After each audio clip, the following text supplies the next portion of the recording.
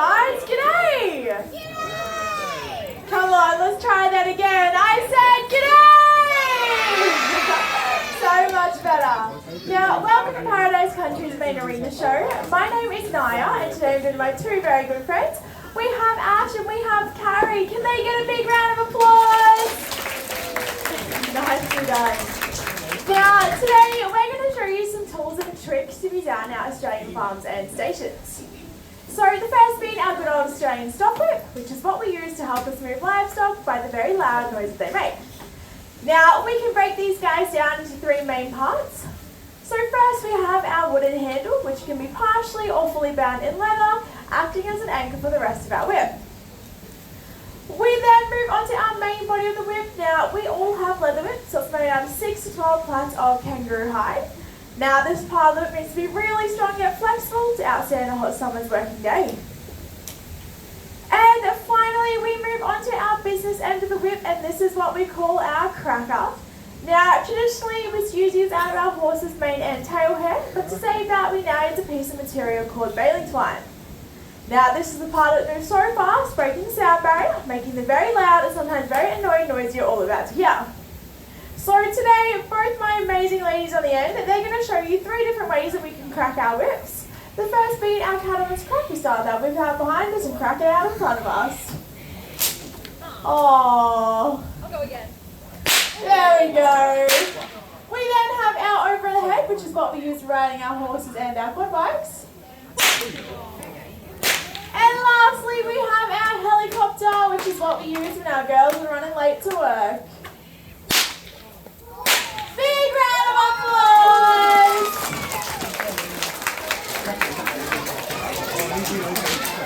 So now that we've shown you just how loud our whips can be, we're also going to show you just how sharp they can be. Now, unfortunately, Carrie's drawn the short end of the straw today, which means she's going to be holding out a fern for Ash to chop up into tiny little pieces. Now, obviously this is completely safe, but for extra precautionary measures, Carrie's going to have a glove on just in case Ash was to miss and get any of her fingers. We can sew them on nice and fast. Now, what are you going to do, Ash? I'm going to go chop, chop, chop. And if you guys want to see Ash chop more, you have to yell out. Alright, so we're going to do a practice run. You guys ready? Chop, chop, chop. More! Chop, chop.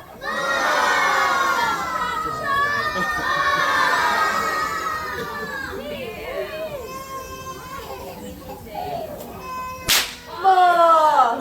More! Oh, we set the baby off.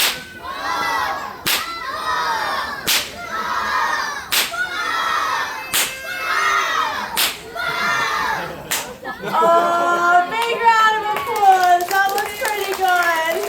Let me have a look.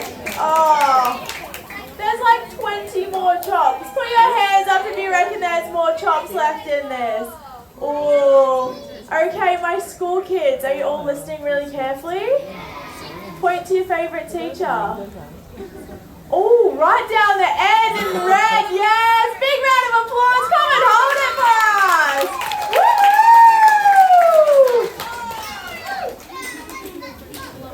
Alright, if you want to come on in, give Carrie a big high five. We'll just make sure that glove fits. Oh, it doesn't fit. That's alright, you can just hold it. Beautiful.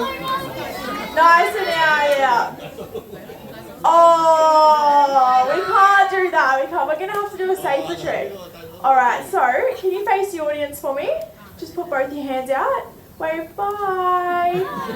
Hands behind your back. Leaning forward, chin up, say love. Perfect. Now, Ash has just swapped over to the really big leather whip. It's a lot more accurate, but gee, it's going to hurt a whole lot more if she misses. Oh, what's wrong? I'm worried about her nose. Are you saying she's got a big nose? Shame. Oh, she's bought her sleep mask, some PPE. So we're all about safety and style here at Paradise Country. And Ash blush down the end there. Very nervous girl. Doesn't like eye contact.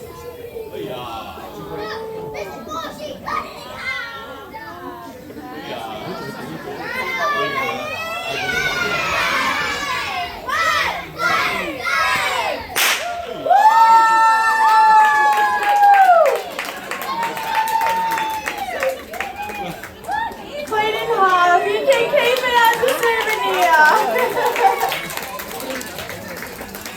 Alright, does anybody know what this is? Yell it out. That's right, it's a boomerang. So these are traditional hunting tools used to get live animals. Now they're also designed if you miss your live animal to actually come back to you. So they're shaped like an aeroplane's wing, curved on the top, flat on the bottom. And they all have a little taper taken out of the back, which is what you hold when you throw your boomerangs. Now I have been looking long and hard for some really good boomerang throwers. And unfortunately, I have been left with these two. Now, I'm not going to lie to you guys, they're not very good. So, whenever they throw their boomerangs and they catch them, which they won't, we're going to give them a really big woohoo! And every time they drop their boomerang, what do you think we're going to do? Nice and loud, because we like to keep them humble.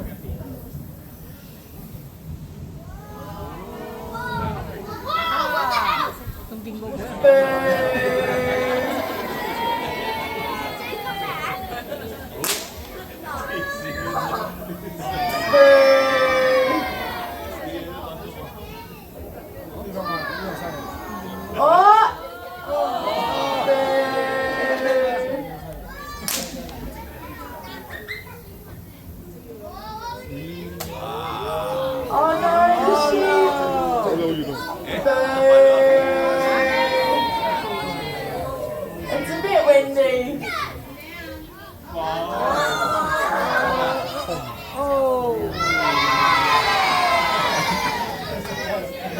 Alright, Carrie's got one more. We're going to give her a clap in. Oh! Big round of applause for the girls. As you can see, these tools are very hard to learn to use. It is also a little bit windy today, so we'll blame that on their poor performance. Now, we're going to bring out the next star of our main arena show. She is black, white and fluffy, and her name is Elle. Now, Elle is one of our short-haired border collies, and today Ash is going to work her for you. But we do have a little bit of a pre-show ritual before we get started. So we like to give her a really big massage, make sure she's all warmed up, nice and limber. After all, she is a high-performance athlete. Then we're actually going to wind her up and send her on her way.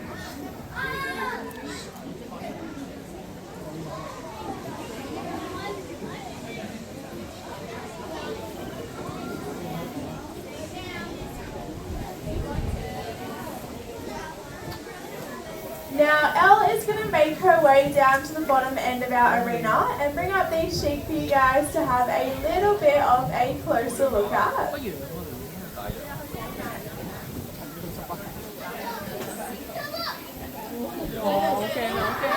Now, these types of working dogs can start their training on livestock from anywhere to 6 to 12 weeks old. However, for them to be fully trained, working by themselves or with the help of others, it can actually take up to 3 to 4 years. So it is a very long process to not only get our working dogs confident, but confident with their livestock as well. I think that deserves a big round of applause.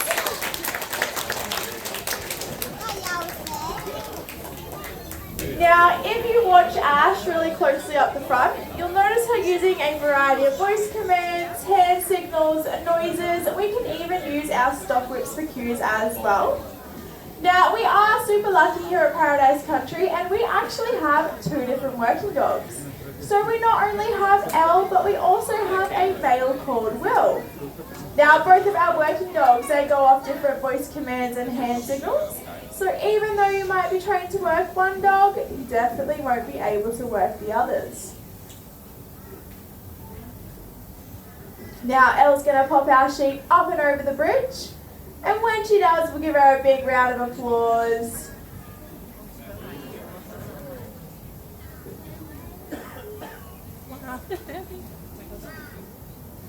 Another big round of applause for Ash and Elle.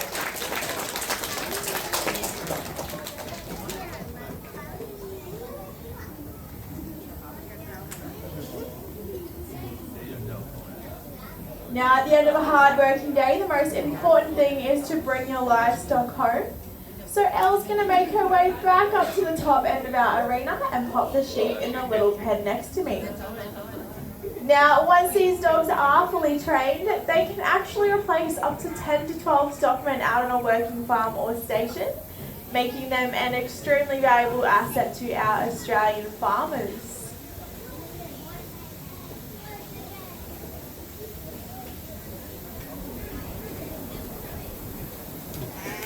Now, dogs like Elle could sell for up to $10,000, very dependent on the amount of training and experience that they've had. So at a recent auction, we actually had a female border collie sell for $45,000. Now at the end of a hard working day, we're going to settle for a handshake, one on either side, and then up for a big kiss and cuddle. One last round of applause for Ash and Elle. We are now going to bring out the very last star of our main arena show. She is big, she is brown, and she goes moo. Does anybody know what she is? She is a cow. So this is Daphne. She's one of our Jersey plus Angus cows that we have here on the farm. Now she is in full milk production, which means she can produce up to 50 to 60 litres of milk per day. Now obviously that's a lot of milk, so we have to milk these guys twice a day, once in the morning and then once again in the afternoon. Now Carrie here, she's our resident milkmaid, so she deals with everything to do with our cows, and she's apparently come up with a super cool trick that she wants to share with you guys, how to milk our cows a bit faster. Ready? So you just pump the tail. Like Oh. this. Yeah. And then with your thumb and your index finger, go under her udder. Oh, that is pretty cool. But I do have something cooler. Daphne is a super special cow, and she produces 4 different flavours of milk. Do you guys believe me? Yeah!